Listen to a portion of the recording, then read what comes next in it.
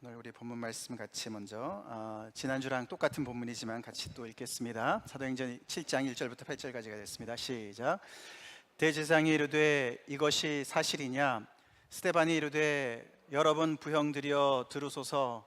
우리 조상 아브라함이 하란에 있기 전 메소포다미아에 있을 때에 영광의 하나님이 그에게 보여 이르시되 내 고향과 친척을 떠나 내가 내게 보일 땅으로 가라 하시니, 아브라함이 갈대아 사람의 땅을 떠나 하란에 거하다가 그의 아버지가 죽음에 하나님이 그를 거기서 너희 지금 사는 이 땅으로 옮기셨느니라.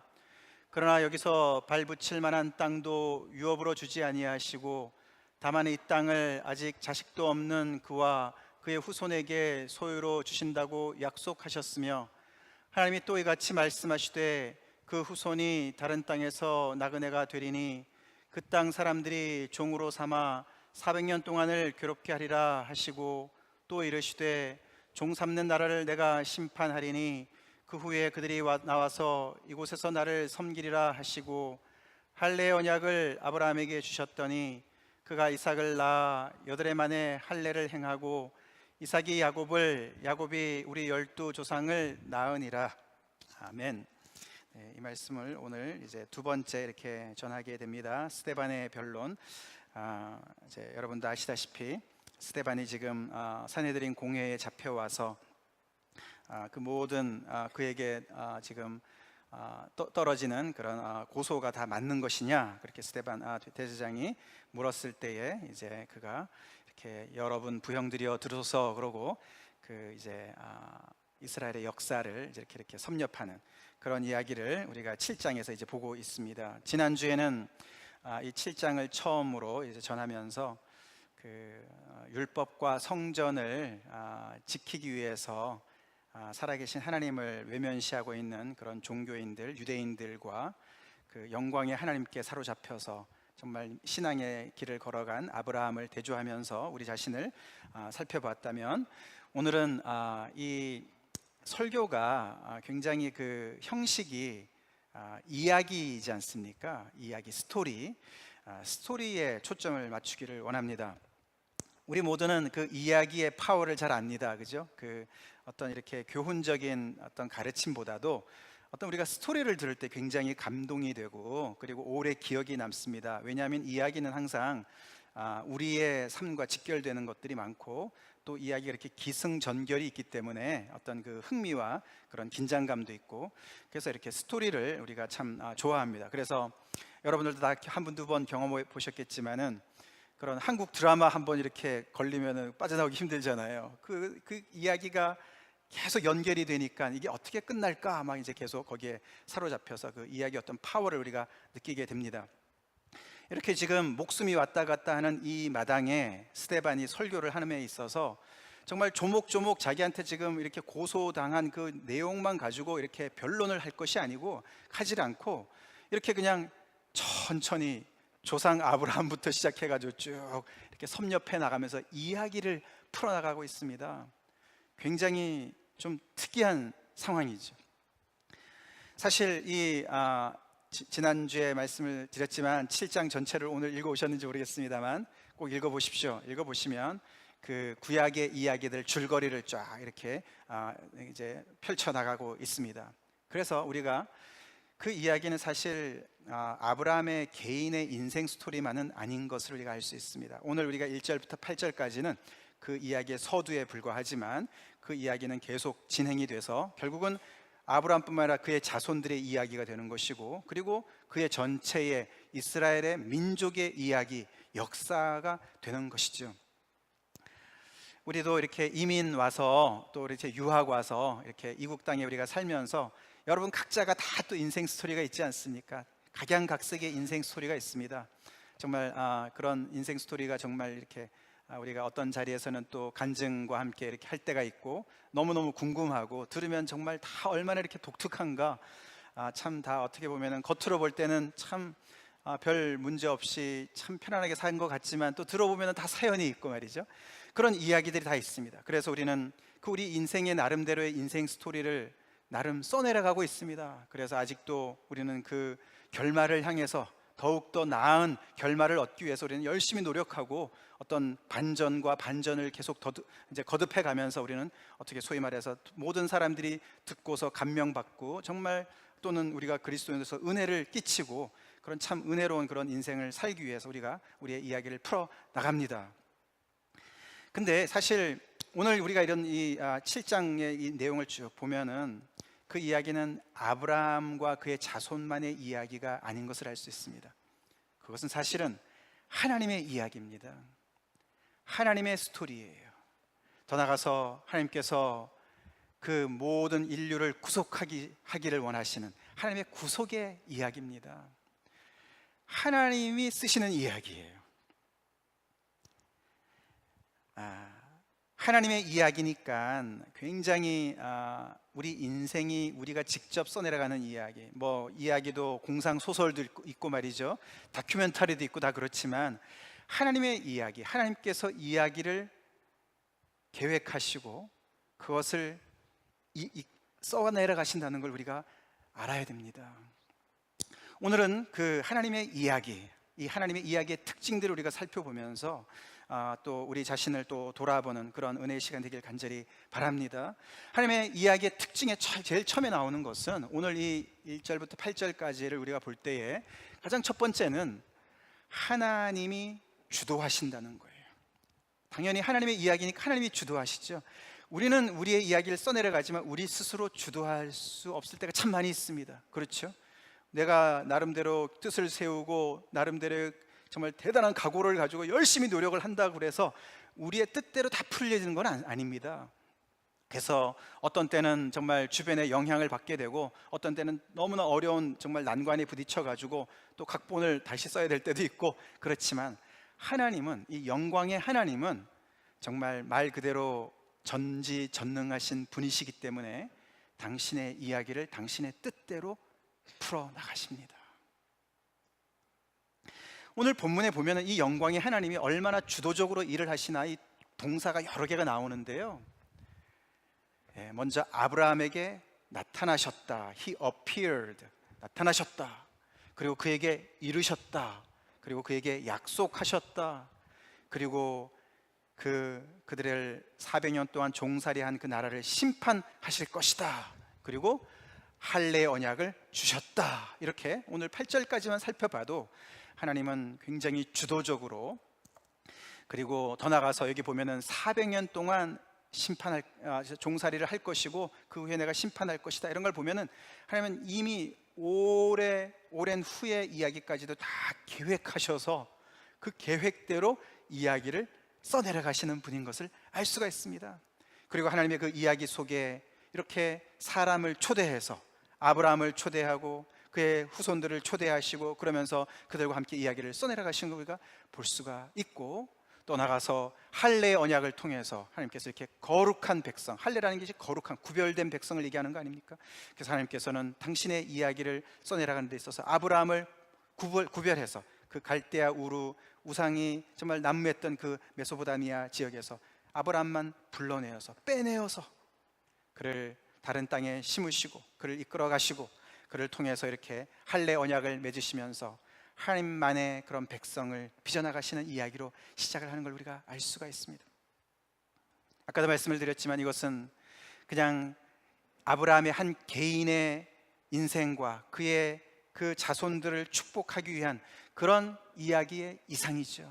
사실 이 이야기는 아브라함의 인생보다 훨씬 큰 이야기가 뒤에 깔려있는 것을 우리는 알 수 있습니다. 아브라함을 부르는 것이 창세기 12장 아닙니까?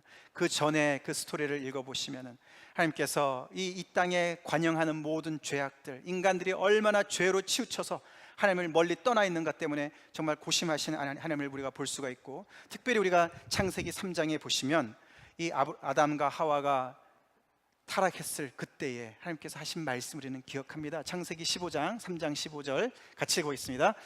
내가 너로 여자와 원수가 되게 하고 내 후손도 여자의 후손과 원수가 되게 하리니 여자의 후손은 내 머리를 상하게 할 것이요 너는 그의 발꿈치를 상하게 할 것이니라 하시고, 사실 하나님께서 이 스토리를 구체적으로 펼쳐나가시는 데 있어서 아브라함을 부르신 것은 바로 이 창세기 3장 15절에서 말씀하신 아담과 하와에게 말씀하신 이 원초복음이라 그러지 않습니까?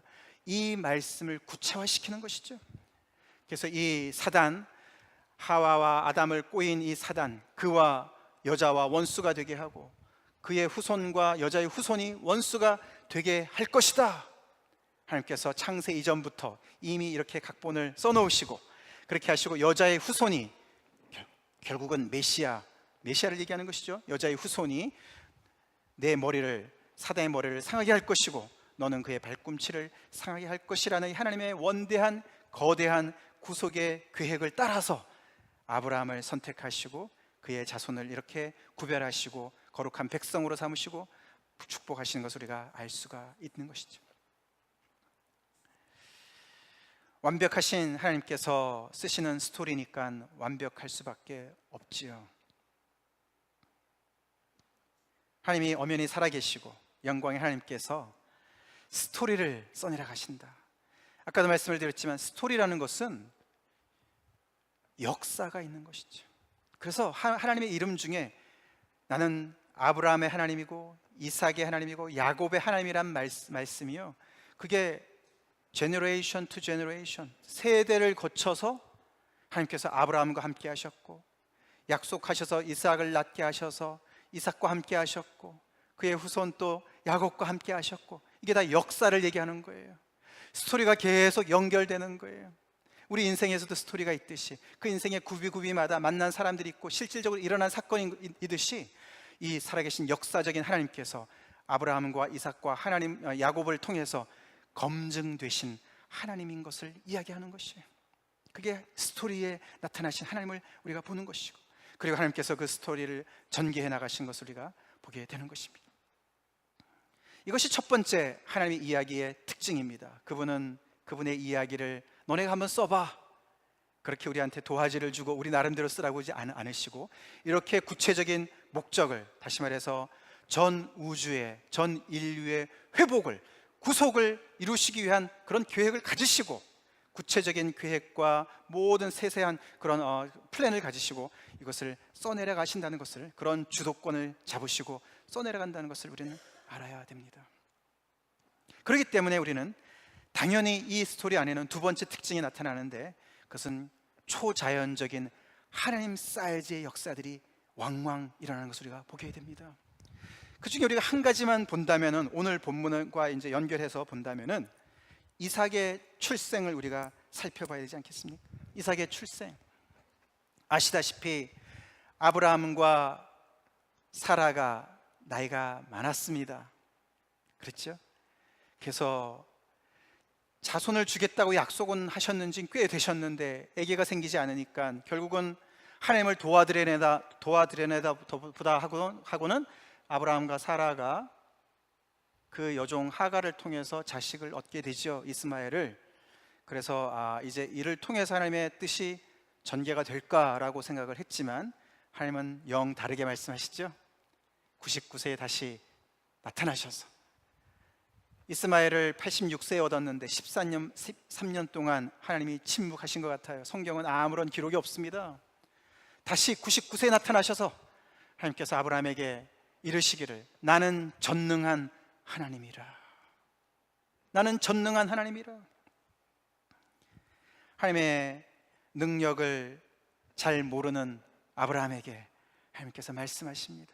너가 99세고 사라는 10년 아래 89세지만, 그래서 경수가 다 끊어졌지만 불가능하지만, 아기를 갖는 것이 불가능하지만 나는 전능한 하나님이다.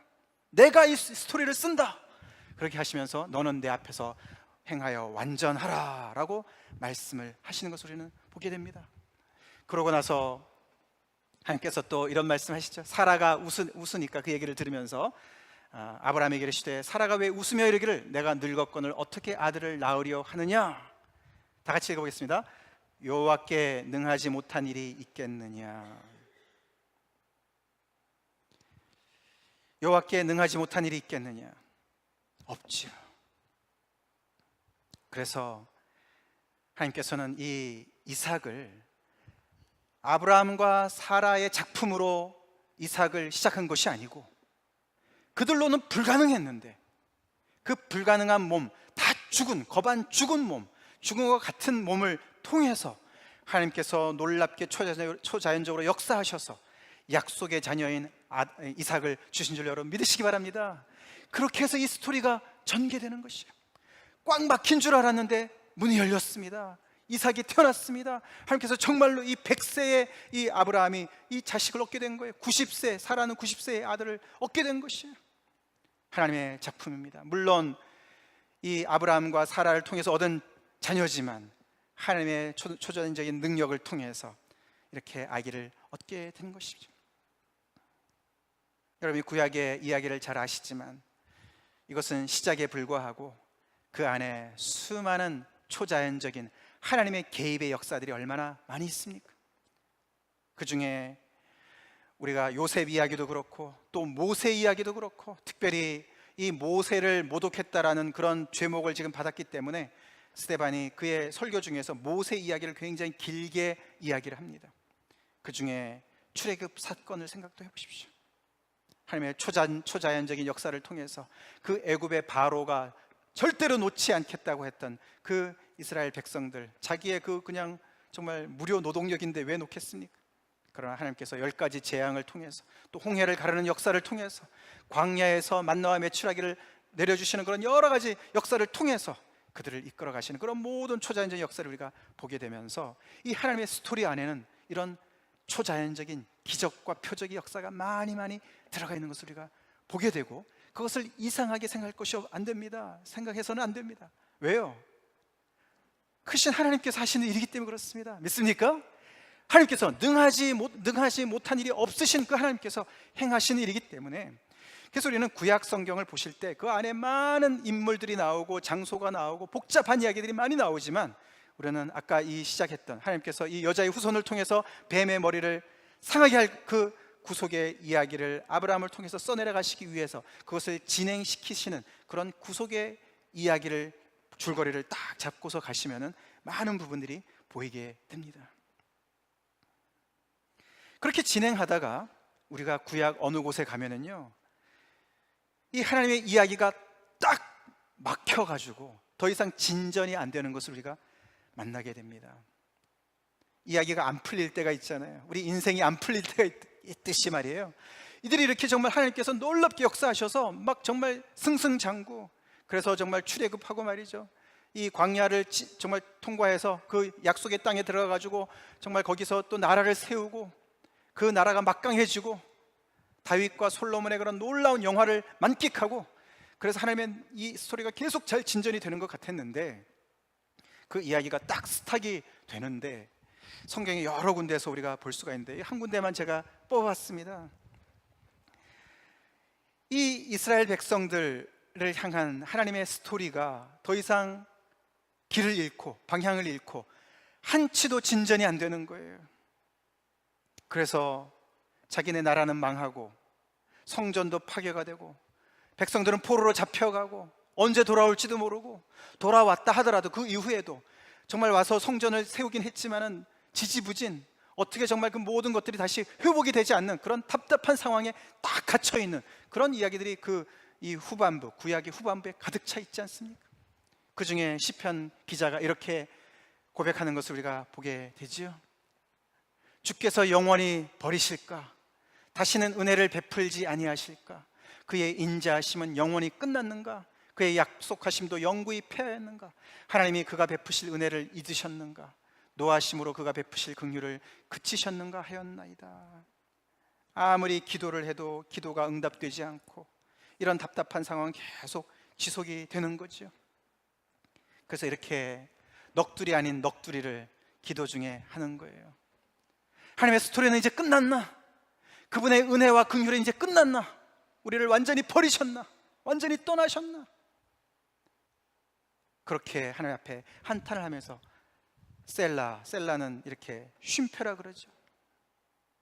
얼마나 답답하고 적막하면 거기서 그렇게 대답을 하나님 앞에 토설을 하고 기다리는 겁니다. 그러고는 앞으로 전진을 못하니까 뒤를 돌아볼 수밖에 없죠. 우리도 그렇습니다. 우리 인생이 앞이 막힌 것 같으면은 우리는 뒤를 돌아봐야 돼요. 과거를 돌아봐야 돼요. 이 바로 뒤에 이렇게 나옵니다. 또 내가 말하기를 이는 나의 잘못이라. 이렇게 생각하는 것이 잘못이라는 것이죠. 지존자의 오른손의 해, 곧 여호와의 일들을 기억하며 그 지존자 하나님께서 오른손으로 우리를 돌봐주시고 우리를 역사하시고 우리의 이 스토리를 끌고 나오셨던 그때를 기억하는 것이, 주께서 옛적에 행하신 기이한 일들을 기억하리이다. 기억하리이다. 지금 이 이야기가 진전이 되지 않고 있지만은 이 옛날에 하나님께서 역사하셨던 것을 내가 기억합니다. 기억합니다. 그러면서 또 주의 모든 일을 작은 소리로 읊조리며 과거에 하나님께서 행하셨던 모든 일들을 오늘 스데반이 읊조리듯이 그렇게 읊조리며 주의 행사를 낮은 소리로 되뇌리이다. 하나님이여, 주의 도는 극히 거룩하시오니 하나님과 같이 위대하신 신이 누구오니까? 주는 기이한 일을 행하신 하나님이시라. 민족들 중에 주의 능력을 알리시고 주의 팔로 주의 백성 곧 야곱과 요셉의 자손을 속량하셨나이다. 셀라. 그러면서 다시 침묵을 합니다. 이런 기도를 이스라엘 백성들이 얼마나 오랫동안 했는지 모릅니다. 그들이 망한 북쪽 이스라엘이 먼저 망하고 남쪽 유다가 나중에 망했지만 거의 600년 동안, 예수님이 오시기 전에 600년 동안 그들이 이런 기도를 했습니다. 그래서 우리는 이 구약 이야기는요, 이렇게 중단된 이야기예요. 더 이상 진전이 안 되는 이야기예요. 딱 막힌 이야기예요. 여러분, 우리 구약 성경의 맨 마지막이 무슨 책입니까? 구약의 맨 마지막 책이 말라기서잖아요, 그죠? 근데 유대인들이 가지고 있는 경전의 맨 마지막 책이 뭔지 아십니까 혹시? 말라기서 아닙니다. 그게 역대기예요. 역대기. 우리는 역대상하지 않습니까? 사무엘 상하, 열왕기 상하, 역대 상하지 않습니까? 그래서 우리가 이렇게 쭉 성경 통독을 하다 보면은 이 사무엘 상하, 열왕기 상하에서 읽은 내용들이 역대 상하에 많이 나오잖아요, 그죠? 여기 또 계속 반복이 되네. 그러고 우리가 그거를 이렇게 넘어가기가 쉬운데 사실 그 의미를 제대로 알면 그렇게 할 수가 없는 거예요. 유대인들의 성경에는 역대기가 맨 마지막에 나오는데요, 성경학자들은 그 역대기가 이 성전이 다시 이렇게 포로에서 다시 돌아와서 성전을 세우고 몇 세기 지난 다음에, 몇백 년 지난 다음에 다시 쓴 거라고 이야기를 합니다. 다시 포로에서 돌아와서 성전을 다시 지었지만, 예루살렘 성전을 세웠지만 그 영화가 옛날보다 전혀 비교할 수 없을 정도로 초라하고, 그리고 계속해서 이 예언자들이, 선지자들이 메시아가 도래할 것을 계속 예언을 했지만 정말 이렇다 할 메시아가 나타나질 않고, 그래서 이 성전의 회복과 메시아의 도래가 계속해서 이게 지지부진하기 때문에요. 그래서 너무너무 다들 그냥 축 처져가지고, 그래서 이 역대기는 이 에스라, 느헤미야 그 이후에 쓰여진 거예요. 근데 역대기도 마찬가지로 다시 아담부터 시작해요. 역대기, 역대상이 아담부터 시작하는 거 아세요? 족보로 나옵니다. 그래서 하나님의 이 놀라운 행사들을 다시 섭렵하는 거예요. 그리고 다윗을 굉장히 부각을 하고요, 그가 아무래도 다시 오실 메시아의 표상으로 생각했기 때문에 그렇게 하면서 계속해서, 그러면서 이 역대기 맨 마지막이 고레스 왕이 이 포로를 다시 돌려보내지 않습니까? 고레스 왕 이야기로 끝나요. 그러면서 굉장히 다시 하나님께서 이렇게 포로를 다시 돌이키셔가지고, 이미 돌아왔지만서도 다시 돌이키셔서 다시 이 성전의 그 영화를 회복시키시고 이 다시 오실 그 메시아를 통해서 이 놀라운 하나님의 나라가 계속 이 스토리가 진전될 것을 소망으로 바라보면서 이 역대기를 썼다고 합니다. 그게 구약의 끝이에요.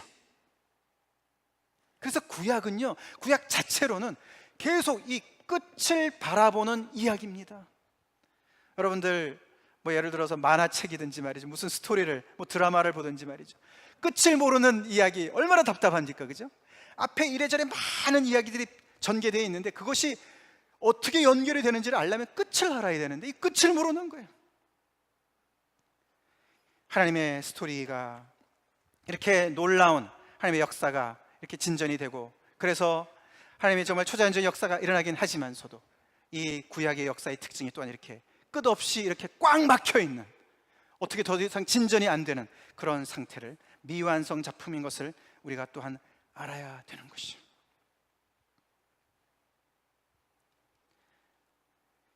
이런 상황 속에서 스데반이 그 정말 내노라 하는 성전 그 맡은 사람들과 종교 지도자들과 그 안에는 또한 서기관들, 그 성경에 박식한 그런 박사들 다 있는 앞에서 이렇게 하나님의 스토리, 구약 이야기를 쫙 너무너무 큰 확신 속에서 이야기를 하는데요, 그 이유가 있는 거예요.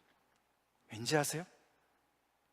끝을 모르는 사람들 앞에서 끝을 아는 스데반이 이야기하는 것입니다. 할렐루야. 하나님의 이야기가요, 그 오래전부터, 창세전부터 시작된 것이지만 아브라함을 부르는 그 순간부터 구체화되었다고 볼 때에 그게 BC 2000년 된 거거든요. 그러니까 예수님 오시기 전에 2000년 전부터 쭉 하나님께서 이야기를 풀어오셨었는데 마지막 한 500년 동안 어디로 정말 가야 될지 모르는 그런 상황 속에서 예수님이 등장하셨고, 이 스데반은 그 이야기가, 그렇게 장구한 이야기가 이제 드디어 대단원의 결말에 이르렀다, 내가 그 결말을 알고 있고 내가 그 결말을 내가 경험한 사람으로서, 이 이야기의 끝을 아는 사람으로서 너에게 얘기한다 라고 말한 줄 여러분 믿으시기 바랍니다. 그 여러분 아시잖아요, 끝을 알면서 다시 보면은요, 영화를 이게 그게 그런 뜻이었구나, 저런 뜻이었구나, 다 이게 맞아떨어지지 않습니까? 아무리 똑똑해도요, 끝을 모르면 안 되는 거예요. 스데반이 끝을 알고서 이 이야기를 이야기하는 것이죠. 그래서 너네가 그렇게 목숨 걸고 붙잡고 있는 이 율법, 너네가 목숨보다도 더 사모하는 이 성전, 이 모든 것은 다 뭔가를 지시하고 있는 것이야. 그 지시하는 것이 바로 예수 그리스도야 라고 이야기하는 줄로 믿으시기 바랍니다. 그것이 이 이야기의 끝인 거예요. 우리가 어떻게 알 수 있냐면 신약에 우리가 그 이야기로 가득 차 있지 않습니까? 예수님이 십자가상에서 다 이루었다, 다 이루었다라고 하고 운명하셨습니다. 하나님께서 특별히 우리가 마태복음을 보시면은 하나님께서, 예수님께서 하시는 이야기들을 딱 하면서 이것은 말씀을 이루려 하심이라, 이런 얘기들이 계속 반복되지 않습니까? 구약의 말씀에 예언된 것을 이루시기 위해서 하나하나 모든 것을 다 하시고 그 모든 것을 순종하셔서 다 이루셨다라고 말씀을 하셨어요. 그 예언된 중 말씀 중에 가장 중요한 말씀이 하나님의 어린 양으로서 세상 죄를 다 짊어지시고 해결하시는 것이 아니었습니까? 그래서 예수님께서 십자가상에서 이루신 가장 큰, 가장 본질적인 일이 바로 이 대속의 역사 아닙니까? 여자의 후손으로 오셔서, 하나님의 어린 양으로 오셔서 이 원수의 머리를 박살내신 예수 그리스도. 그래서 십자가상에서 다 이루었다, It is finished. 그것은 십자가에서 무력하게 죽임을 당하는 사람의 패잔병의 고백이 아니었고 순종하는 아들의 승리의 고백이었습니다. 하나님의 이 놀라우신 이 대하 드라마, 이 구속의 대하 드라마의 종지부를 내가 찍는다, 할렐루야, 다 이루었다라고 선언하시고 돌아가신 거예요. 근데 여기서 놀라운 사실이에요. 여러분 이거 아시지 않습니까? 이삭 이야기, 오늘 우리가 아브라함과 이삭 이런 그 믿음의 족장 이야기가 서두에 나오니까요, 하나님께서 아브라함이 이삭을 너무너무 예뻐하니까 내 독자 이삭을 바쳐라, 제물로 바쳐라. 그 사건 아시지 않습니까? 아브라함이 믿음의 조상이 되기 위해서, 아들을 얻기 위해서도 25년간 기다려야 됐을 뿐만 아니라 이렇게 성장한 독자 아들, 하나님의 약속을 이어갈 이 아들 하나님께서 바치라고 또 이런 시련을 주셨습니다. 그는 주저하지 않고 그것을 실행에 옮기지요. 그래서 다 하나 둘 나무도 준비하고 불도 준비하고 이래 준비해가지고 지금 모리아산으로 올라가는 중에 아들이 묻습니다. 아버지 왜 그러느냐? 불도 있고 나무도 다 준비가 돼 있는데 번제할 어린 양은 어디 있습니까? 라고 질문을 합니다. 거기에 대한 아브라함의 대답이에요. 같이 읽어보겠습니다. 아브라함이 이르되 내 아들아, 번제할 어린 양은 하나님이 자기를 위하여 친히 준비하시리라. 아브라함은 당신의 자신의 아들을 바치는 것을 알고 있었습니다. 이 이야기를 믿음으로 고백했는지 자기도 모르는 이야기를 고백한 것이죠. 하나님이 준비하실 거야.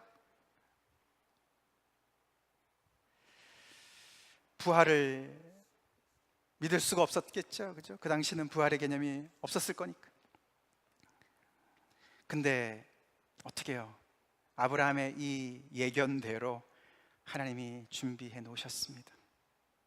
그래서 이삭은 그 죽음의 자리에서 내려올 수 있었고, 그를 대신하는 그 순양이 죽지 않았습니까?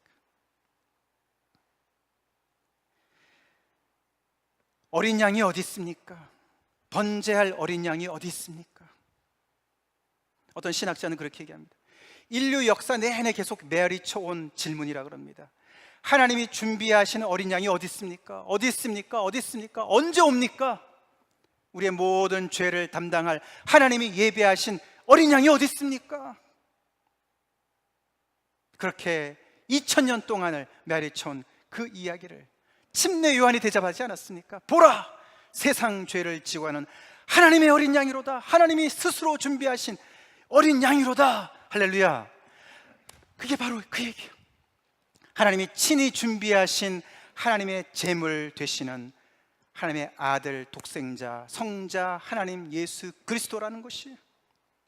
그래서 그분이 오셔서 단번에 영원토록 모든 죄값을 치르시는 그 제물이 되시지 않으셨습니까? 이렇게 이 스토리가 결론이 났다고요.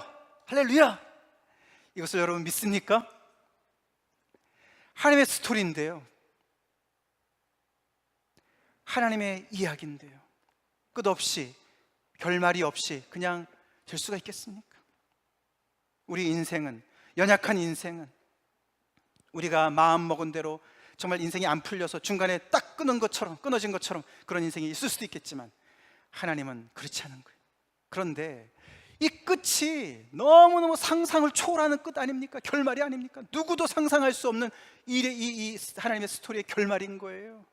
그래서 이렇게 이 스토리가 너무나 진행되다가 중단된 것처럼 돼 있다가 이렇게 놀라운 상상력을 뛰어넘는 그런 결론을 내렸는데, 그래서 스토리가 완성이 되었는데 알아보지 못하는 거예요. 오늘 우리가 이 스데반의 설교를 들으시면서, 물론 스데반은 거기까지 그런 이야기를 하지 않습니다. 이렇게 진전을 하다가, 모세까지 진전을 하다가 결국에는 그들의 모든 죄를 공격하는, 그들을 도전하는 그런 이야기로 이렇게 이제 전개가 됩니다만, 그럼 우리가 하나님의 스토리를, 우리가 전체적인 것을 우리가 살펴보면서 이 완성된 하나님의 스토리를 여러분 아십니까? 믿으십니까? 그리고 이게 거대한 이 하나님의 스토리 안에 여러분의 인생의 스토리가 같이 접목이 되어 있습니까? 이게 중요한 질문인 거예요.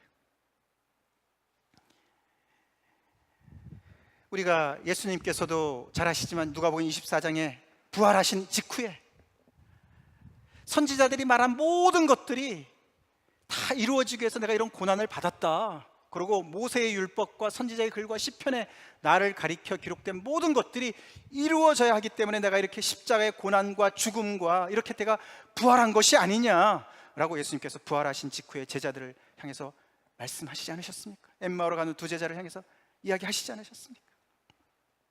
여러분, 하나님의 이 대하 드라마 구속의 이야기가 예수 그리스도를 통해서 완성되는 것을 믿으십니까? 예수님께서 다 이루신 줄로 믿으십니까? 그걸 우리가 알아야 됩니다. 여기 우리가 고린도후서 1장 20절 같이 읽어보겠습니다. 하나님의 약속은 얼마든지 그리스도 안에서 예가 되니 그런즉 그로 말미암아 우리가 아멘하여 하나님께 영광을 돌리게 되느니라. 어떻게 하면 제가 하나님께 영광을 돌리는 삶을 살 수 있을까요? 이런 질문 우리가 가끔씩 듣습니다. 내가 출세해서 하나님께 영광을 돌리겠습니다. 내가 돈 많이 벌어서 하나님께 많은 영광을 돌리겠습니다. 내가 성공해서, 이런 얘기를 많이 하지만 아닙니다. 우리가 하나님께 영광 돌릴 수 있는 방법을 딱 알려주죠, 바울이. 어떻게 하면 된다고요? 그리스도 안에서 하나님의 모든 약속이 성취되었다는 것을 믿으면은 믿어서 아멘 하면은 그것이 하나님께 영광 돌리는 줄 믿으시기 바랍니다. 그게 하나님께 영광 돌린다는 거예요. 예수님 안에서 하나님께서 약속을 얼마나 많이 해주셨습니까? 아까 아브라함을 통해서 약속하셨습니다. 너희 자손이 복을 받을 것이다. 그 모든 약속이 하나님의 모든 약속이 그리스도 안에서 성취되었다. 그래서 그것을 우리가 아멘, 동의합니다, 그렇습니다, 참 맞습니다, 그게 아멘 뜻이죠. 예수님 안에서 다 이루어졌습니다. 하나님의 모든 약속이 다 이루어졌습니다. 제가 믿습니다. 그것을 동의하는 것이 아멘인데, 그것을 아멘으로 화답하는 사람이 하나님께 영광 돌린다는 것이에요. 왜냐하면요, 하나님께서 심혈을 기울이셔서 이 놀라운 대속의 이 구속의 이 스토리를 각본을 쓰시고 하나님께서 역사하셔서 그 장구한 세월 동안에 역사하셔서 이런저런 방해와 도전과 불순종을 만나셨어도 긍휼을 버리지 않으시고 인내를 버리지 아니하시고 그래서 오래 참으시고 그것을 하나 둘 진전시키셔서 결국에는 때가 차서 당신의 아들을 여자의 후손에 나게 하시고 그를 통해서 모든 인류의 죄를 단번에 다 이루게 하신 하나님의 어린 양, 스스로 준비하신 어린 양으로 다 해결하게 하신 그 하나님을 맞습니다. 하나님 너무너무 찬양합니다. 하나님을 예배합니다. 하나님 옳습니다. 그럴 때 하나님께 영광이 돌아간 줄을 믿으시기 바랍니다. 그렇게 하기를 하나님께서 원하시는 것이요, 이렇게 완성된 하나님의 스토리는 그 속에 접목하라고 하나님께서 한 사람 한 사람을 불러내십니다. 하나님의 구속의 역사가 완성되었지만 그것으로 끝나는 것이 아니라 그것은 또한 우리에게 새로운 시작과 새로운 출발을 주는 것으로 우리는 잘 알고 있습니다. 우리 마가복음 1장 1절이 하나님의 아들 예수 그리스도의 복음의 시작이다, 하나님의 나라의 시작을 얘기하는 것이에요. 이렇게 하나님께서 이루신 완성된 이 이야기는 끝이지만 또 다른 놀라운 시작인 줄 여러분 믿으시기 바랍니다. 여러분의 인생이 고귀하죠. 한 번밖에 살지 못하는 인생입니다. 여러분 인생을 돌아볼 때에 지우고 싶은 기억들도 많이 있을 겁니다. 아쉬운 때도 많이 있을 겁니다. 내가 그때 그런 선택을 하지 말고 저쪽을 선택했었어야 돼, 이런 것도 얼마나 많이 있겠습니까? 우리는 아무리 우리가 작심을 해도 우리 스스로 새로운 인생을 시작하기가 쉽지 않습니다. 어렵습니다. 불가능합니다.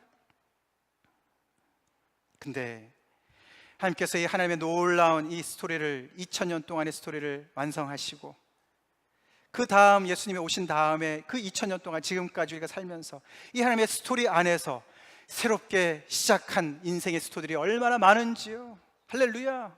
그것이 또한 사도행전의 이야기 아닙니까? 예수 그리스도 안에 있으면 새로운 피조물이라. 할렐루야. 왜요?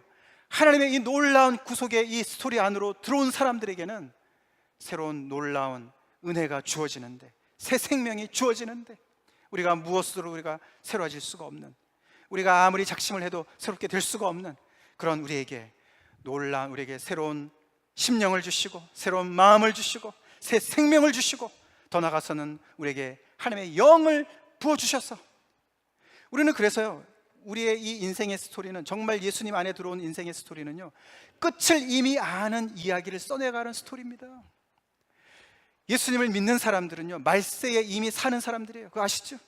말세에 하나님께서 성령을 부어주시는 것이죠. 성령을 받은 사람들은 이미 말세에 살아가는 것이죠. 그리고 우리가 주님 안에 있으면 내가 곧 부활이요 생명이다, 죽어도 살겠고 살아서 믿는 자는 영원히 죽지 않는다. 믿습니까 여러분들? 그래서 우리 안에는 부활의 생명이 있어요. 죽지만 죽었다고 하지 않고 잠잔다고 이야기하는 그런 놀라운 생명을 우리는 살고 있습니다. 그리고 우리는 우리의 미래의 모든 그 종말을, 우리의 그 결정적인 그 결말을 다 알지 않습니까? 앞으로 다가올 그런 모든 그 미래의 하나님의 나라의 완성의 그 나라에 됐을 때 우리가 모두가 그리스도와 함께 영원토록 왕노릇할 그 마지막을 우리는 알고 있지 않습니까? 그 마지막을 우리는 마음에 품고 오늘을 살아가는 놀라운 그런 사람들인 것이죠. 제가 이 복음의 이런 놀라운 스토리에 사실은 제 인생을 하나님 앞에 드린 적이 있습니다. 그때 막 이제 복음을 깨달아서 하나님의 은혜에 너무너무 정말 충만히 사로잡혀 살아갈 때인데, 하루는 이 마가복음 마지막 부분을 이렇게 매일 성경을 통해서 묵상하는 때였습니다. 거기에 7절에 이런 말씀이 나옵니다. 가서 그의 제자들과 베드로에게 이르기를 예수께서 너희보다 먼저 갈릴리로 가시나니 전에 너희에게 말씀하신 대로 너희가 거기서 배우리라 하라. 예수님이 막달라 마리아와 또 다른 마리아와 예수님의 어머니, 그 여인들이 그 부활하신 그날 새벽 왔을 때 그 여인들에게 하시는 말씀입니다. 가서 제자들에게 그리고 베드로에게 이야기해라. 내가 그들에게 이미 얘기했는데 갈릴리에서 만나자. 우리 이 부활하신 예수님이요, 부활하기 전에 내가 부활해서 너네 갈릴리에서 기다릴 테니까 거기서 만나자, 이렇게 말씀하셨어요. 그래서 예수님께서 그 죽음을 깨뜨리시고 말이죠, 부활하셔서 그 무덤의 권세를 깨뜨리시고 하나님의 모든 이 스토리를 완성하시고 다시 부활하셔서 그 영광스러운 모습으로 그 여인들에게 얘기하는 거예요. 내가 갈릴리에서 기다릴 테니까 제자들 빨리 오라고 그래. 근데 제자들이 안 믿습니다. 안 가요.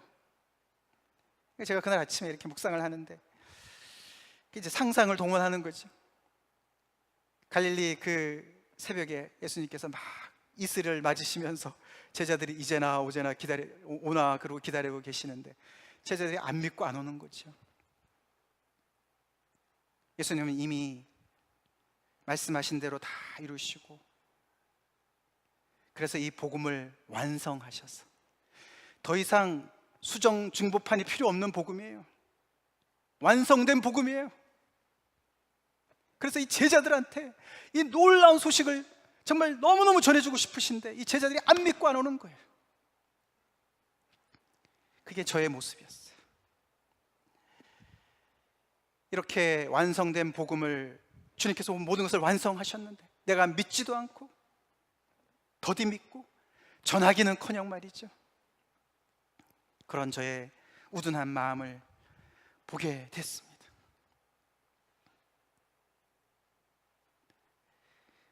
하나님의 이 스토리는 이렇게 새로운 시작을 주는 놀라운 스토리입니다. 여러분들의 인생은 어떤 스토리를 써내려가고 계십니까? 어디에서 혹시 막혀 계십니까? 하나님의 거대한 이 구원의 구속의 스토리 안으로 들어오시기 바랍니다. 들어오셨습니까? 그러시다면 이 구속의 스토리에 맞춰서 여러분의 스토리를 다시 재해석하시기 바랍니다. 여러분 성경을 읽으실 때요, 이 성경을 제대로 이해하기가 어려운 부분이 꽤 많이 있는데 이 하나님의 구속의 스토리의 줄거리에 맞춰서 이해를 하시려고 그러시면 많은 부분에 제대로 이해할 수가 있습니다. 오늘날 우리가 너무너무 이 복음이 개인화되고 주관화되어서 나의 감정과 나의 그런 기복에 우리가 왔다 갔다 할 때가 참 많이 있는데 그렇지 않습니다. 하나님이 이렇게 주도적으로 당신의 구속을 진행하셨고 이루셨습니다. 할렐루야, 이루셨어요. 그 구원을 우리가 회개하고 믿고 받아들이고 그 안으로 들어가느냐 안 들어가느냐, 다시 말해서 어느 편에 설 것이냐. 하나님의 이 구속의 스토리를 보시면은 이 지금 사도행전 7장에도 보시면은 스데반이 말이에요, 이 구약의 스토리를 쭉 전개해 나가면서 지금 듣고 있는 유대인 백성들을 말이죠, 그리고 그들뿐만 아니라 그들의 조상의 그 유대인들이 말이죠, 계속해서 이 하나님의 스토리를 불순종하고 거기에 대적한 인물들로 묘사를 합니다.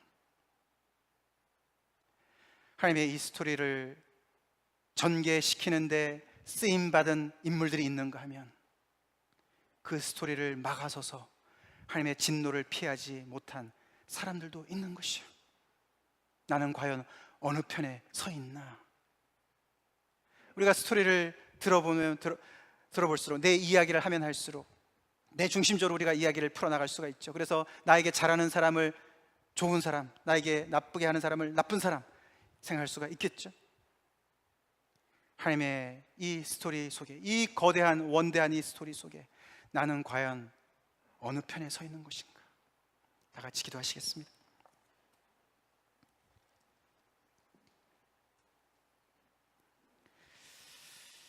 여러분 인생을 돌아보실 때 무슨 이야기거리가 있으십니까? 이야기거리를 만드시려고 불철주야 애를 쓰십니까? 세상에 영웅담들이 많이 있습니다. 내노라는 사람들 참 많이 있습니다. 한 개인의 인생도, 어떤 공동체의 인생도, 어떤 나라의 역사에도 인물들이 많이 나옵니다. 그렇지만 아무리 위대한 이야기를 할지라도 하나님의 이야기에 견주겠습니까? 생각해 보세요. 전지전능하신 하나님께서 딱 한 스토리를 정하셨고요, 그 스토리를 진행시키셨고요, 완성하셨고요, 그 스토리에 우리를 초대하고 계시는 거예요. 여러분의 그 인생을 그 하나님의 구속의 이야기에 접붙이지 않으시겠습니까?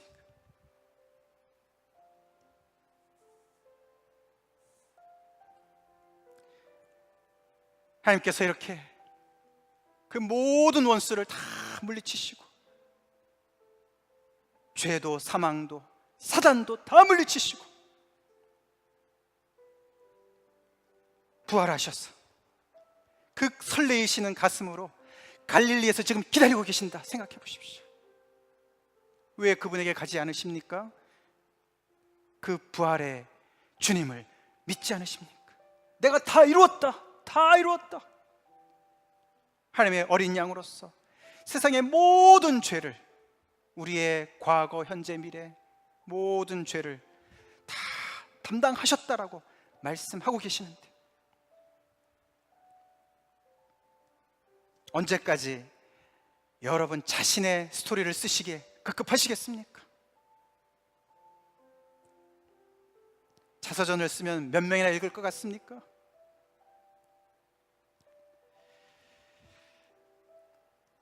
끝을 알고서 구약을 바라보고 선포한 들으시오.